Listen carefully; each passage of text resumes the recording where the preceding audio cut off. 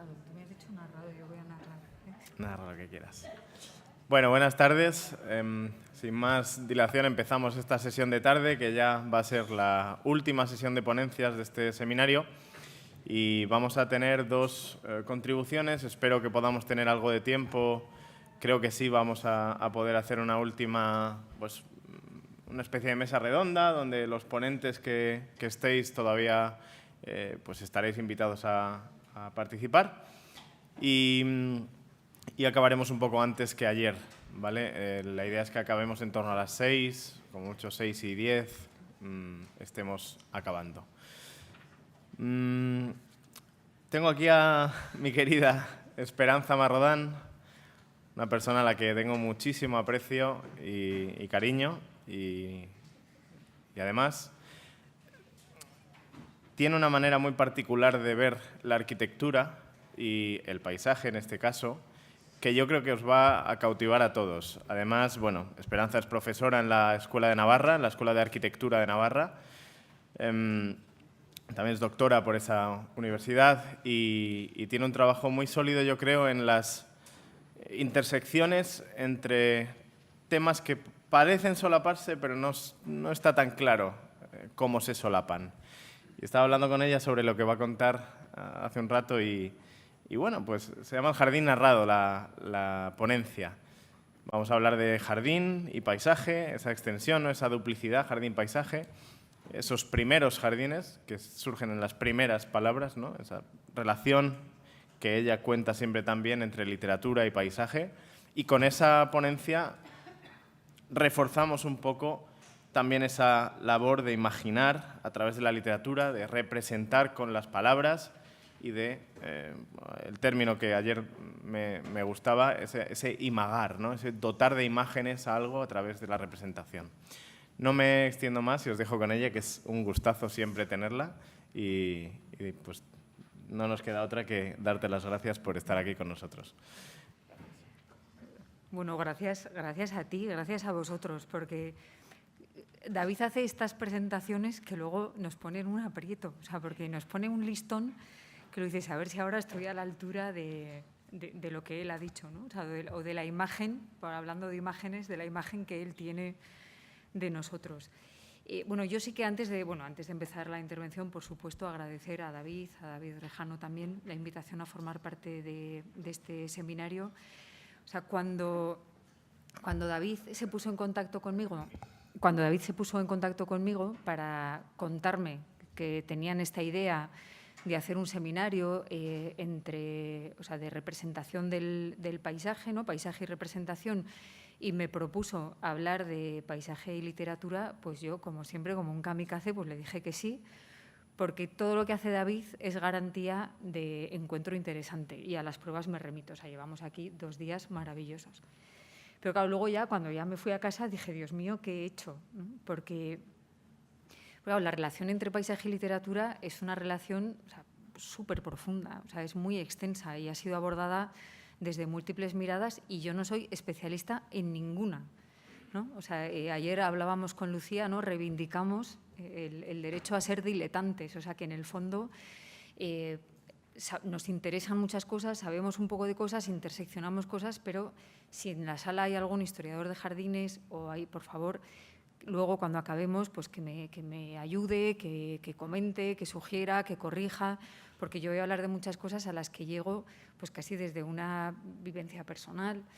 Y luego también porque hablar de paisaje, lo hemos oído a lo largo del día de ayer y de toda la mañana de hoy, incluso cuando la descripción literaria es científica, tiene algo que nos lleva a lo personal, ¿no? En el fondo, el paisaje es aquello que imaginamos mientras leemos, ¿no? Que va a condicionar nuestra mirada sobre el paisaje. O sea, nuestros paisajes son únicos porque los miramos desde nuestras emociones, ¿no? O sea, no empiezo ya, no es lo mismo ir por los campos de Castilla, por los campos de Soria, habiendo leído o no a Machado, ¿no? Por ejemplo. A mí me pasa, ¿no? Cada vez que hago esa ruta entre Pamplona y Zaragoza, que como un eco, o sea, me vienen pero automáticamente me vienen, ¿no?, Ecos de la memoria, es el subtítulo del seminario, esos textos, o sea, esos versos, ¿no? Al empezar abril está nevada la del Moncayo. Es una especie de leitmotiv cada vez que veo esa silueta. Otros paisajes construidos desde mis lecturas infantiles. O sea, yo cuando leí Miguel Strogoff, de Julio Verne, cuando era muy pequeña, no tan pequeña, pero bueno, y lo he vuelto a releer también, te imaginas una estepa siberiana. Tienes, ¿no?, te creas en tu imaginación, te construyes esa escena que luego vas completando con otras lecturas, ¿no?, con otros viajes que no son tuyos, ¿no? Como por ejemplo Kapuscinski en El Imperio narra su viaje en el Transiberiano en el 58. Y entonces a esa primera imagen que yo ya tenía formada de una estepa que nunca he visitado, pues se añade más capa, ¿no?, una capa más madura, una capa de llanura blanca, mucho más triste, más melancólica, ¿no?, más quieta. Porque, como digo, ¿no?, es mi imagen, ¿no?, es la mía.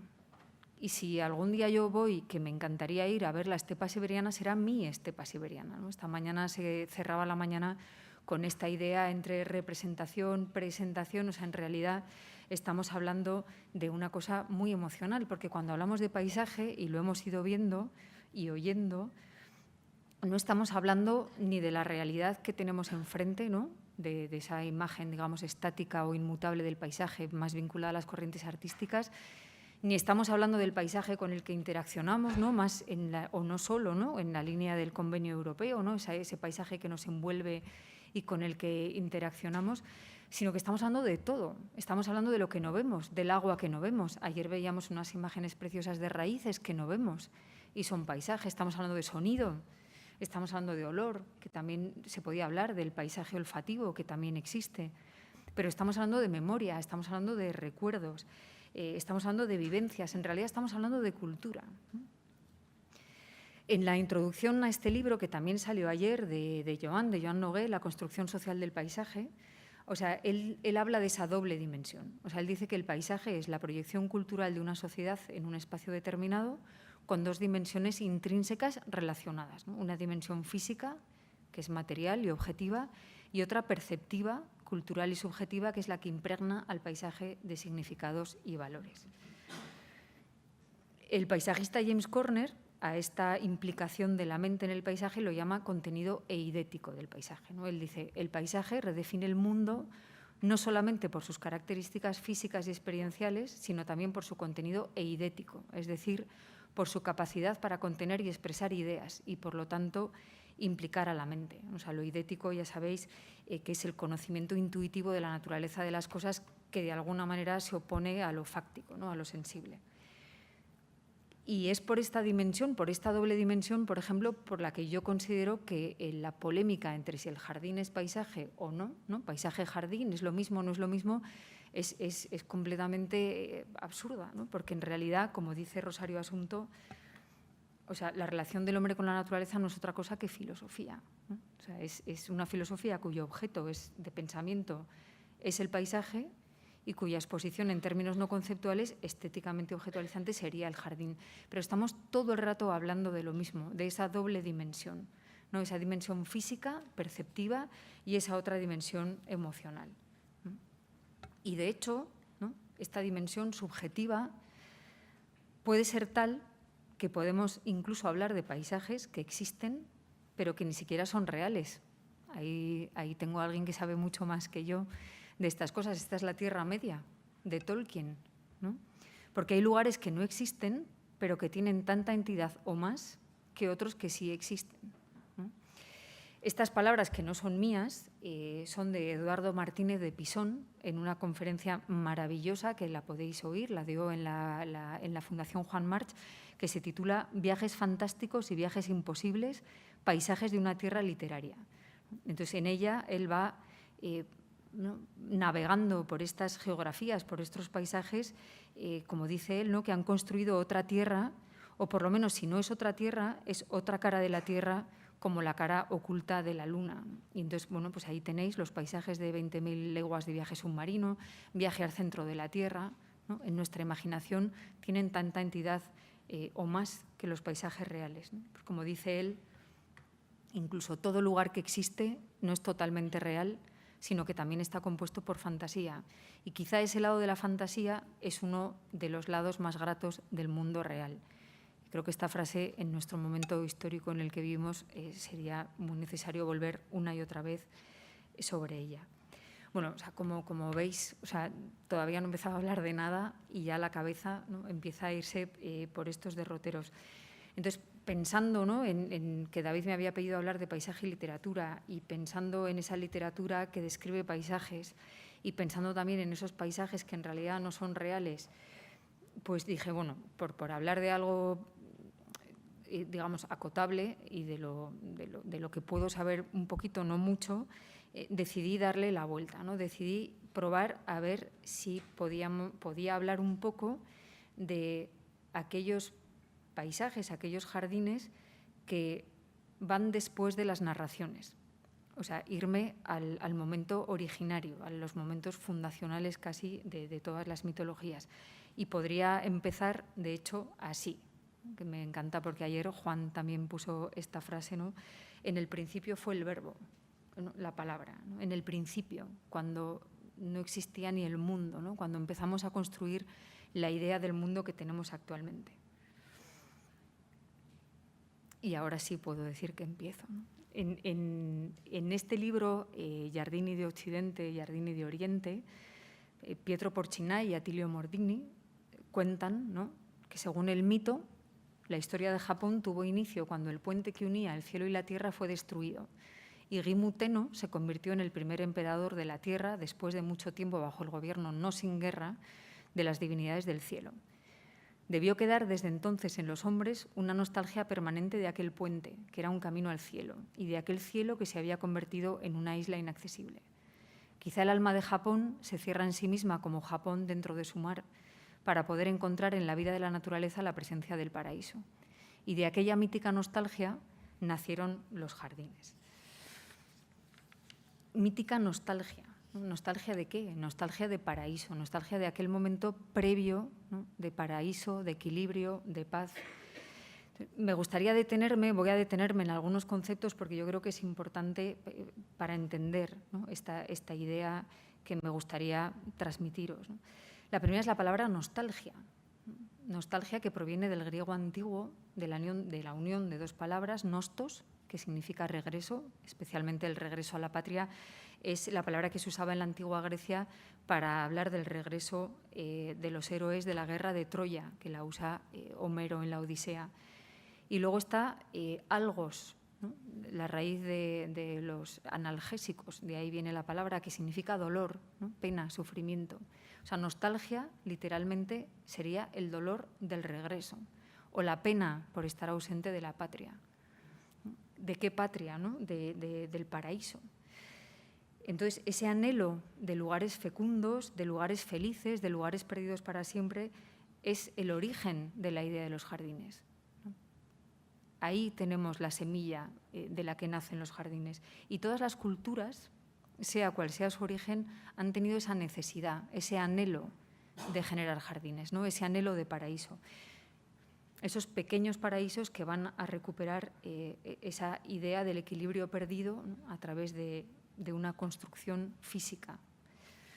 Lo dice muy bien Grimal también en este otro librito, El arte de Giardini, una breve historia. Dice: los jardines en la historia no tienen una importancia menor que la arquitectura. Juegan en nuestra vida un papel insustituible, al punto que no existe en el mundo ninguna civilización que no haya tenido la necesidad de tener sus jardines.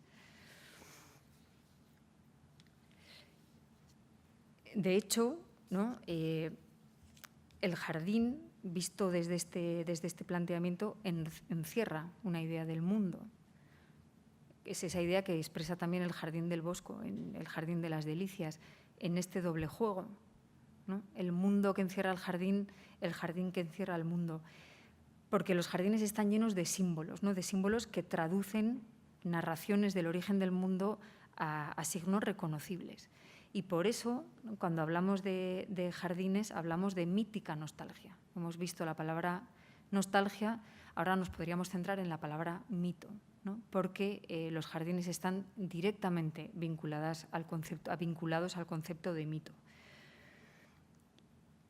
Para hablar del mito, como va de libros, voy a usar una reflexión de Pedro Olaya en este libro maravilloso que se llama Palabras del Egeo, que si os gusta la etimología y de dónde venimos y quiénes somos, os aconsejo vivamente. Entonces, hay un momento, ¿no?, en el libro en el que Olaya está contando a su hijo de dónde nace, ¿no?, el Egeo como cuna del nacimiento del lenguaje, del nacimiento de tantas cosas. Entonces, explica esto, ¿no? Dice, en el mito hay memorias que vienen desde el Paleolítico. Dice, hechos que aquellos hombres deseaban que fueran recordados y que con ese fin colocaron a bordo de la única nave que podría llevarlos al futuro, la nave del mito, un relato común sustentado en la memoria colectiva, destinado a crecer para seguir viviendo y no sujeto a formas inmutables que pudieran lastrarlo con el tiempo hacia la comprensión o hacia el olvido. O sea, de hecho, la propia palabra mito, en su etimología, encierra la idea de un conocimiento que se encripta, es muy bonita la composición, es un conocimiento que se encripta y se lanza hacia adelante, ¿no? Esa idea de una enseñanza oculta que corre de boca en boca. Y el jardín hay que entenderlo en estos términos, ¿no? El jardín encapsula una narración para trasladarla al futuro mediante símbolos. Bueno, como he dicho antes, pero repito, o sea, no quiero justificarme, pero bueno, yo no soy historiadora de jardines, no soy historiadora del arte. He llegado a estas maravillas pues, a través de algunas asignaturas que he tenido la oportunidad de dar, a través de todos los contactos que he tenido oportunidad de tener, de escuchar. Me gusta leer. Entonces, yo voy a ir contando algunas de las cosas que yo he ido encontrando por el camino, pero sí que me gustaría que sepáis que hay muchísima literatura al respecto, porque es fuente inagotable, ¿no? Esta idea del vínculo, del origen mitológico del jardín y del vínculo de la idea del jardín con el paraíso. Entonces, yo ahora lo que voy a hacer es contaros algunas de las cosas que me he ido encontrando y luego, bueno, si alguno sabe alguna cosa más, pues me encantaría que la aportara y la añadimos. Y si no, bueno, luego toda esta bibliografía se la puedo pasar a David y que os la pase si alguno está interesado.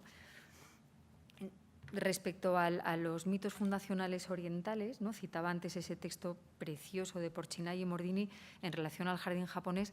Es verdad que son occidentales, hablando del jardín japonés, que ahí también hay siempre una línea difícil de pasar. Pero bueno, pero es evidente que los jardines orientales están llenos de símbolos que remiten directamente a los mitos fundacionales. En realidad, la palabra jardín en China no existiría como tal. Es un concepto vinculado a la pintura y es el concepto de san shui, que significaría directamente montaña-agua, que van a ser los dos elementos que van a formar parte, son los elementos cardinales de la mitología y los elementos que, si tenéis en mente los jardines orientales, van a formar parte de los jardines. Entonces, la montaña es el elemento sagrado más importante, ¿no? En ella viven los inmortales, ¿no? Y sus descendientes van de montaña en montaña. Y mucha de la mitología que aparece tiene que ver con las narraciones sobre las montañas, ¿no? Ahí está el tema de las 5 montañas, que luego, por eso, bueno, es que no me quiero enredar mucho, os voy a contar solo alguna cosita, ¿no? Por ejemplo, ¿no? Se cuenta la mitología que el cielo y la tierra estaban unidos por 8 pilares, y uno de esos pilares era el monte Buzhu, que en una batalla cósmica viene derribado y eso provoca inundaciones que cambiaron el flujo de los ríos. He encontrado esta imagen en internet, digo, no me lo puedo creer, que esta historia yo la leí en el libro de Maurizio Paolillo, que es un italiano especialista en jardines chinos. Entonces la cuenta así, ¿no? Dice, un tiempo Gong Gong combatió a Xuanzú para ser emperador. Encolerizado, embistió contra el monte Buzhu. El pilar celeste se rompió y la trama de la tierra se partió. El cielo se inclinó hacia el noroeste. Hacia el noroeste, y por eso el sol, la luna, los astros y constelaciones cambiaron de posición.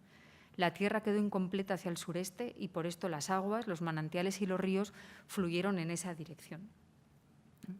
la ruptura.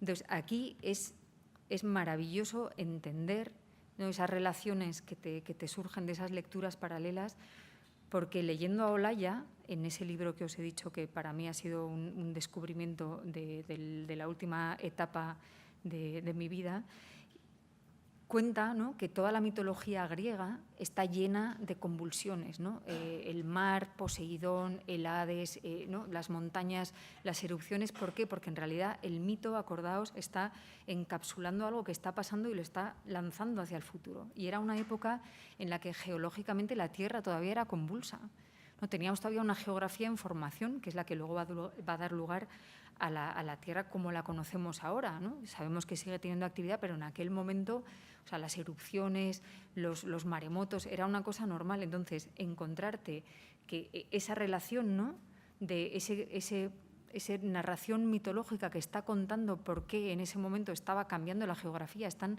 encapsulando una narración y trasladándola en modo de leyenda hacia el futuro, ¿no? Que lo mismo pasa con la mitología griega. Entonces, bueno, como decía, pues las montañas son esa estructura de la tierra, ¿no?, ese hogar de las divinidades, son elementos sagrados que se reproducen, incluso las reproducciones son también sagradas. Esta es la montaña Kunlun en un incensario. Y si la piedra es el esqueleto, ¿no?, el agua, ¿no?, hemos dicho montaña-agua, el agua va a ser la linfa vital, que es este concepto de ki, ¿no?, que es también el que recorre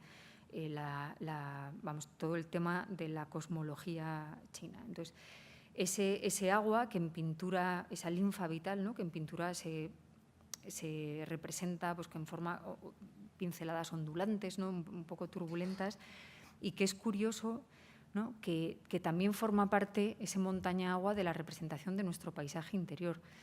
Sé que aquí no estoy hablando de literatura, pero es que como son cosas tan bonitas que pues las tengo que contar, ¿no? Este mapa de los caminos internos del cuerpo humano, ¿no?, que se lo escuché a Paolillo por primera vez en una conferencia y luego lo he encontrado. La verdad es que el grafismo, la imagen que yo tenía, que es de su publicación, no era muy buena y de repente me he encontrado con esto. Este es los caminos del ser humano, o sea, su paisaje interior.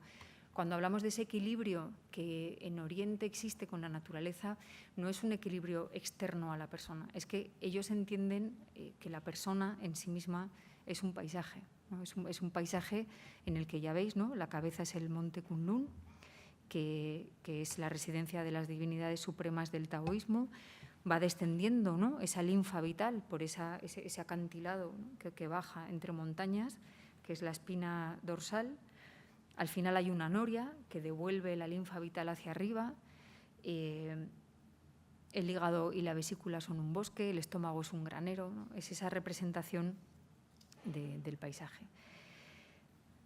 Y luego es muy interesante ver, ahora ya la aproximación desde la propia realidad física de los jardines, cómo esto también se va a traducir, que de eso se trataba, ¿no?, de ver cómo las palabras luego se van a traducir a los paisajes, esa relación dialéctica siempre entre esos dos extremos, montaña-agua, que en el fondo es el yin y el yang, que ya os digo que no me quiero meter en un terreno que, vamos, que es que lo justo me he asomado y es un abismo increíble. Pero sí que es interesante, por ejemplo, que en la cosmología china el cuadrado representa la Tierra, ¿no?, la organización humana, mientras que el círculo es el cielo. Y entonces, claro, la naturaleza, ¿no?, como es divina, pues todas esas formas ondulantes. Y el jardín en realidad va a ser una superposición de las dos cosas, intentando que una no interfiera con la otra, ¿no? O sea, la linfa vital tiene que proseguir y por eso en esos jardines, ¿no?, siempre nos vamos a encontrar esas dos geometrías superpuestas pero en perfecta armonía, ¿no? En el fondo, el equilibrio es encontrar la armonía entre opuestos, que sería la base de este pensamiento. Entonces, los nombres las traducciones de los nombres son maravillosas, ¿no? El jardín de Luoyang son patrimonio de la UNESCO, es el jardín de no se apresure, ¿no?, por ejemplo, y aquí tenemos, van a aparecer todos esos elementos de los que yo he ido hablando, ¿no? Aparece la roca, la montaña, aparece el agua.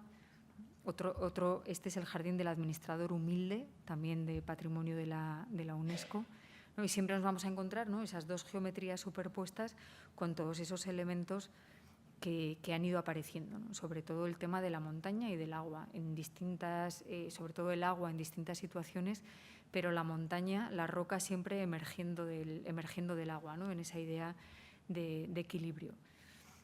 Y en Japón, como decía antes, claro, Japón es una isla, ¿no? Ese texto de Porchinay me parece una preciosidad, ¿no? Esa idea de puente que se rompe, de nostalgia de paraíso, y le pasa pues como al jardín chino, ¿no? O sea, que los elementos naturales están habitados por las divinidades, que son los kami. Entonces, el llevar estos elementos al jardín tiene también la idea de traerte los espíritus buenos a tenerlos cerca de ti, cerca de casa, ¿no? Entonces te sientes protegido, pero como son los elementos naturales, te los traes en su estado original. O sea, por eso los árboles se reproducen, por eso las montañas se reproducen. O sea, en realidad están haciendo un microcosmos natural en miniatura.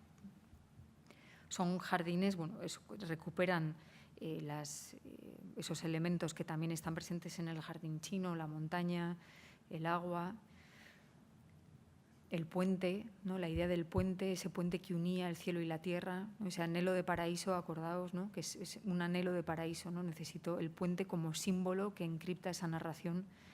Son jardines que se descubren paseando, ¿no? Ese flujo vital no puede ser nunca un jardín para ver desde fuera. O sea, yo creo que es la visión más distinta entre los jardines occidentales y los jardines orientales, es que aquí, si no entras dentro, ¿no? Si no recorres, si no formas parte, si tu paisaje interior, si tu jardín interior no se une a esa linfa vital, no lo vas a descubrir como se descubre, ¿no? Lo explica mucho mejor que yo Italo Calvino en este libro de Colección de Arena, en el que cuenta en varios artículos un viaje que él hace a Japón, y hablando del jardín japonés dice, ¿no? En el jardín se han juntado los diversos elementos siguiendo criterios de armonía y criterios de significado, como las palabras de un poema, con la diferencia de que estas palabras vegetales cambian de color y de forma con el pasar del tiempo, cambios total o parcialmente calculados en el proyecto del poema Jardín. Que esto también es importante. O sea, son jardines completamente calculados. Esa idea de que aquí se abriría otro debate muy interesante que salió ya ayer, ¿no? Entre lo natural, lo cultural, lo artificial. Esos jardines son artificiales, son naturales. Bueno, ese es otro debate muy interesante, pero como os digo, como todo es filosofía, ¿no? Pues rápidamente salgo del paso, ¿no? En Occidente también las tradiciones de los jardines están vinculadas a los ritos fundacionales, ¿no? A las narraciones del origen del universo. En este libro, Del paraíso al jardín latino, Rubió y Tudurí cuenta, ¿no? Que en esas áreas geográficas muy cálidas, ¿no? Esos kilómetros y kilómetros y kilómetros de desierto, la idea de paraíso, ¿no? Acordaos que es ese estado de serenidad perfecto, esa idea va vinculada a la sombra, al oasis, ¿no? A la sombra, al frescor, a esa idea al agua, y en cambio en esas áreas geográficas del norte, ¿no? En el que hay kilómetros y kilómetros y kilómetros de bosque, la sacralidad está vinculada al claro, ¿no? El claro va a ser la divinidad. A ver, que no me pierda. De hecho, esta idea de claro, o sea, ahora bajo a Panoramix, ¿no? En Asterix, si sois lectores de Asterix, o sea, el bosque, la idea del bosque sagrado, el roble sagrado, digamos, el valor mágico de los elementos según cómo los estoy cortando. O sea, en el fondo, todos son narraciones que tienen que ver con la sacralidad de este tipo de espacios. De hecho, en Roma, la idea del bosque sagrado, tiene un nombre, es el lucus. De hecho, Lugo, la ciudad de Lugo, nace de un lucus. Eran bosques que estaban habitados por numes, por genios, por ninfas, por sátiros. Eran los lugares de encuentro mágico con la divinidad. Estaban cerca de las zonas habitadas, como digo, y en él se custodiaban las imágenes. Son los lugares donde luego se van a alzar los templos. Y es curioso, ¿no? En este libro de Catón el Viejo, que se llama De Agricultura, sobre la agricultura, registra, ¿no? Catón el Viejo registra un ritual romano, que es el lucum con lucare, para limpiar el claro, en el que se instruye al oficiante para que ofrezca un cerdo como epiaculum, una propiciación u ofrenda expiatoria antes del potencial daño que se le va a hacer a la arboleda. O sea, un rito expiatorio para pedir perdón al bosque por un daño que le voy a hacer. De hecho, esta idea la recoge Thoreau en Walden y dice, ¿no? Dice, quisiera que nuestros agricultores, cuando talan un bosque, sintieran algo de ese asombro que sentían los antiguos romanos cuando llegaban a talar o dejar entrar la luz a un bosque consagrado.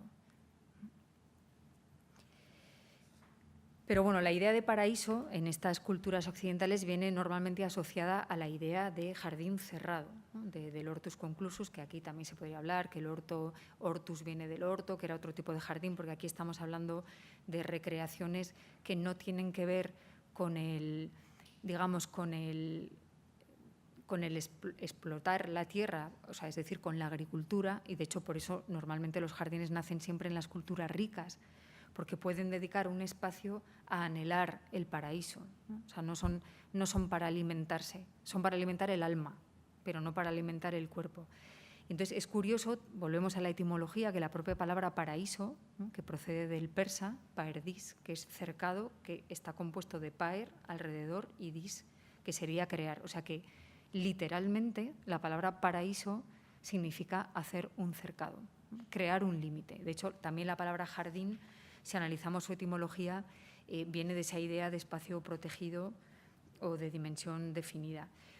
En la tradición, bueno, de hecho, o sea, si esta idea es estos grafogramas sumerios del 3000 a.C. son paraísos. Aquí ya hay una idea de paraíso, aquí hay una concepción de encierro un elemento, ¿no? Creo un límite, ¿para qué? Para absorber y para proteger un pequeño espacio de paraíso. Como digo, ese límite en la tradición judeo-católica no tiene ni siquiera por qué ser un límite físico, material, en el sentido de construido con piedra, puede ser un límite vegetal, porque también es metáfora de pureza, de refugio, de seguridad, de solidez moral.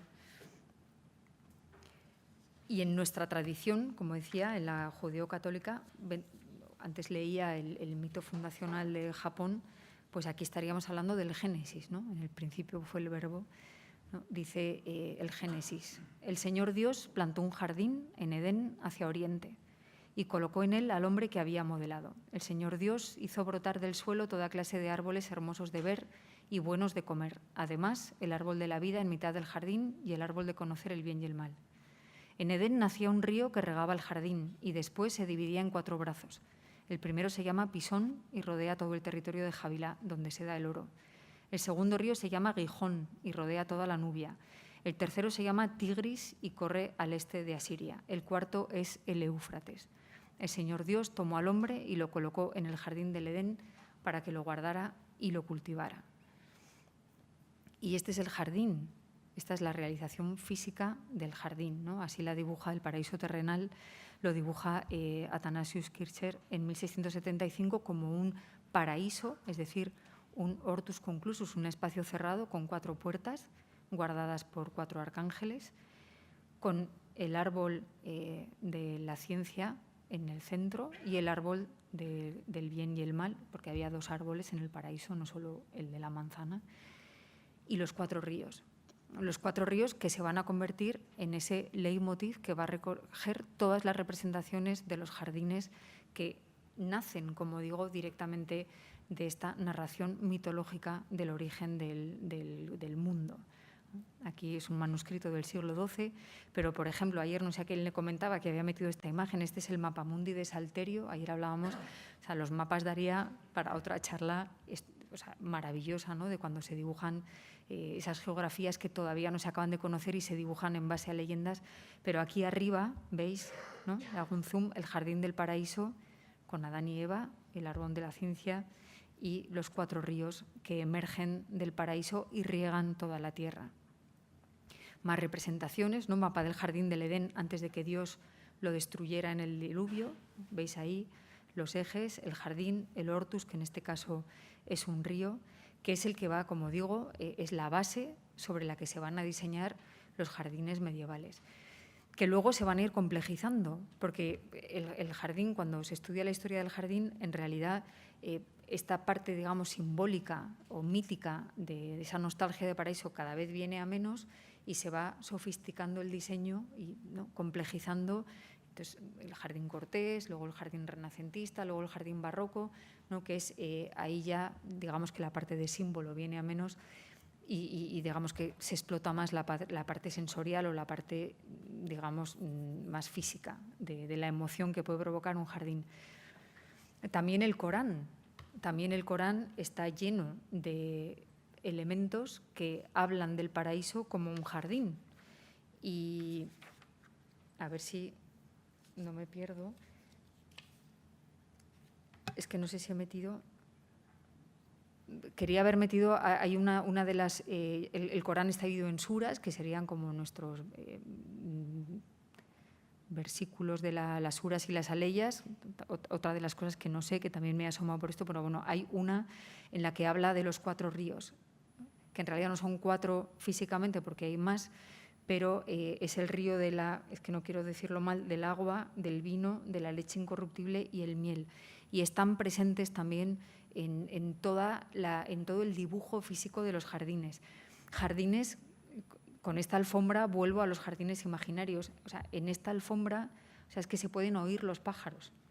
O sea, en ese ejercicio que tenemos que hacer de imaginación, de emoción vinculada a la idea del jardín o del paisaje, están presentes también ¿no?, casi nuestras memorias sonoras, que las podemos directamente vincular a jardines. Este es un jardín real para mí, ¿no?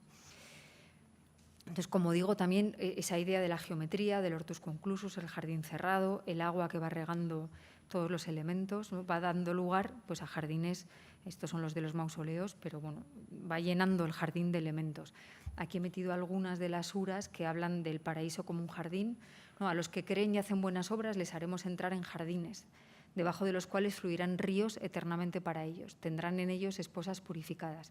Los haré entrar en la sombra umbrosa. ¿No? Acordaos, ¿no?, de esta idea de son culturas de países muy, muy cálidos. Los placeres del paraíso estimularán todos los sentidos y el aire que se respirará en este ámbito tendrá olor a almizcle, alcanfor y jengibre. No oirán allí vaniloquio ni incitación al pecado, ¿no?, lugares de paz, sino una palabra: paz, paz. Los de la derecha estarán entre azufaifos sin espinas y liños de acacias. En una extensa sombra, cerca de agua corriente y abundante fruta, inagotable y permitida en lechos elevados. O sea, después de haber leído esto, cuando visitéis jardines islámicos, jardines árabes, o sea, tienen que resonar estas palabras, porque si no, no vamos a entender esa narración que está encriptada en esos símbolos y lanzada hacia adelante. O sea, la significación de los elementos de un jardín islámico está contenida en la idea del paraíso del Corán. Y podríamos seguir, o sea, hemos leído especies vegetales, o sea, la tradición de la simbología de las especies vegetales daría para otra clase sobre, ¿no?, también en Roma, en Grecia, ¿no?, todas tienen algunas propiedades, están vinculadas a determinadas divinidades, pero bueno, o sea, el tiempo es el que es y yo solo voy abriendo ventanas y luego ya cada uno que entre por donde quiere. Pero, por ejemplo, ¿no?, los jardines de Babilonia, que no han llegado hasta nosotros, han llegado solo las narraciones y se han reconstruido. Y en realidad en la reconstrucción es un zigurat, que el zigurat en realidad era la columna, ¿no?, era una especie de pirámide que era una escalera al cielo. O sea, el zigurat también tiene una dimensión cosmológica. Era la escalera por la que los dioses bajaban para los ritos y por la que las personas podían acceder al cielo, ¿no?, que es muy bonito pensar que es como ese puente que unía, ¿no?, el cielo y la tierra de Japón. O sea, en el fondo estamos siempre pensando o volviendo a esa idea de que el paraíso era ese momento en el que la divinidad y los seres humanos estábamos unidos, ¿no?, y cuando hay algo que se rompe, y entonces ahí es donde desaparece. La torre de Babel era un zigurat. También aquí podríamos hablar de lo que significa la torre de Babel, pero bueno, no me voy a meter mucho más. Pero sí que me interesaba, yo creo que voy bastante bien de tiempo porque me he lanzado, me he dejado bastantes cosas por el camino, pero porque no quería quedarme sin tiempo para una reflexión. Le comentaba antes a David que la hice ayer un poco al hilo de las cosas que habían ido saliendo, de las cosas que habíamos ido hablando, ¿no? Porque, o sea, vivimos en un momento, lo hemos dicho y lo hemos oído a lo largo de estos días, en el que el paisaje ha pasado a ser un elemento de atención primordial, ¿no? desde múltiples facetas. Lo hemos visto, ¿no? Desde la gente que está estudiando la biodiversidad, los paisajes sonoros, relación con el arte, y la jardinería está de moda, o sea, los jardines participativos, y es verdad que nos hace bien cultivar un jardín, ¿no? Nos sana, nos cohesiona. Si es un jardín participativo, nos puede cohesionar como sociedad. Y como dice Santiago Beruete en ese texto que también habéis visto, en el de Jardinosofía, también otro libro muy interesante, o sea, él dice que el hecho de que nos empeñemos en convertir un pedazo de tierra en un Edén evidencia nuestra necesidad de paz, de serenidad y de equilibrio, sometidos como estamos a la permanente contradicción de nuestro destino mortal y nuestra vocación de permanencia, ¿no? Claro, la cuestión es que estamos llenando nuestras ciudades de zonas verdes, estamos renaturalizando, pero la dimensión simbólica ha venido a menos. Y yo creo que es que necesitamos los símbolos para ir hacia adelante. Necesitamos los mitos. Antes he dicho que el mito no es una narración fija. O sea, lo bonito del mito es que evoluciona con nosotros, ¿no? Que se adapta, pero que nos sirve para entender el mundo. O sea, nos sirve para saber dónde estamos, de dónde venimos, ¿no? Entonces, necesitamos los mitos, ¿no? Y yo creo que por esa capacidad intrínseca de relacionar arte, naturaleza y memoria o historia, el jardín puede ser un elemento de lectura del mundo. De hecho, aquí he añadido alguna más, la capilla del cementerio de Estocolmo de Asplund no podríamos entenderla sin la idea del claro en el bosque, de la sacralidad del claro en el bosque. Toda su dimensión, o sea, alcanza su máxima dimensión solo si entendemos esto, ¿no? De la misma manera que luego, como digo, no se queda fijo en la idea del claro. No es el claro del druida, se elabora, se evoluciona, pero sigue usándose como símbolo, ¿no? Este es el jardín musical de Sorensen, que está compuesto a través de claros, ¿no? Esa idea del claro en el bosque como elemento sagrado. O cosas más cercanas, igual a nuestras tradiciones. Yo en el jardín de Peter Lath, en el que hace en la antigua Meiderich, en una zona industrial, o sea, está lleno de reminiscencias de jardines. De hecho, no es por nada que todos estos paisajistas, o sea, su cultura y su tradición, o sea, el saber que pertenecen a esa tradición. O sea, Peter Lath en los depósitos de carbón hace pequeños hortus conclusus, o sea, va directamente o sea, salta siglos. ¿Para qué? Para devolvernos el símbolo del pequeño paraíso. ¿Dónde? En una industria. Nos da igual dónde, lo que necesitamos es volver con la cabeza a nuestro sentido en el mundo. O Gilles Clement con Coloco, cuando trabajan en la cubierta de los submarinos, de la nave de submarinos, en realidad está trayendo, ¿no?, el agua, ese agua que hemos dicho que recorre todas nuestras tradiciones, sobre todo occidentales, que está presente en los jardines que vienen de la tradición judeocatólica, está presente en los jardines islámicos, y que él, ¿no?, incorpora, introduce, pero que nosotros necesitamos saber leer. Son símbolos, los símbolos vienen leídos, ¿no?, o explicados. Y de hecho, y ahora sí acabo, Clement, ¿no?, que es el que introduce la idea del jardín en movimiento, que tanto ha transformado nuestra manera de trabajar y de entender la naturaleza, o sea, ese jardín que, como dice él, que se dibuja ya en el cielo, ¿no? En el cielo se dibujan jardines imposibles, porque está lleno de semillas, ¿no?, que luego caerán.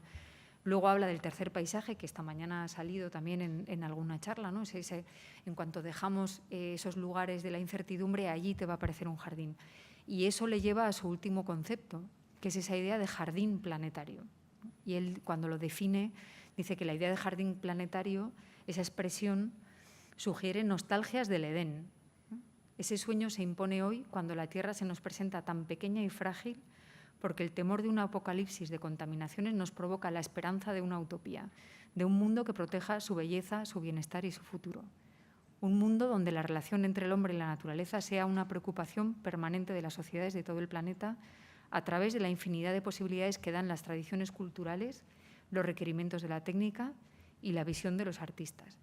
O sea, todo, las dos dimensiones de las que hablaba al principio. Y en perfecto horario, gracias.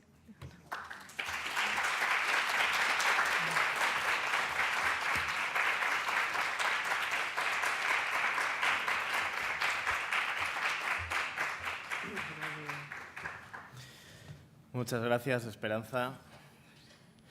Qué maravilla. ¿Has visto a dónde llevan los pedaleros? Qué maravilla. Y eso que ha quedado fuera, qué ganas tengo de escucharlo. Qué maravilla. Hay algo que yo no conté ayer, o creo que no incidí mucho en esto, y es que yo también imparto la asignatura en la Escuela de Arquitectura de Madrid, imparto la asignatura Paisaje y Jardín. Y esta ponencia me ha recordado lo bonita que es la asignatura que imparto, y eso es algo que te agradeceré mucho tiempo, la verdad. Qué gusto. ¿Alguna pregunta? Esta tarde tenemos un poco más de tiempo, no demasiado, pero alguna pregunta que pueda contestar Esperanza. Espero que no. No, pero si alguien sabe de estos temas, luego, por favor, que me busque y me cuente lo que sabe. Que yo creo que vamos alimentando. Espera, que si no hay micro no hay grabación. Ahí vamos.